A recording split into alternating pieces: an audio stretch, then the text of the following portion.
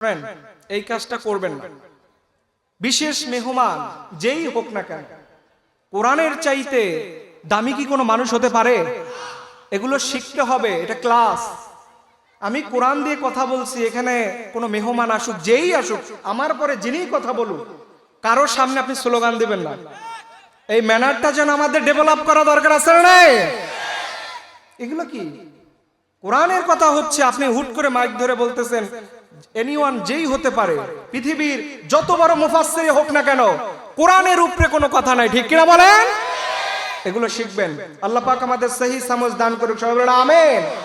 তো বলছিলাম, পৃথিবীতে আপনি যদি সফল হতে চান, সফল মানুষ এখন যুবকদের মধ্যে সবচেয়ে বড় ব্যাপার হচ্ছে, হুজুর আমি সফল হতে চাই, কারণ আমি সফল হয়ে কি করব?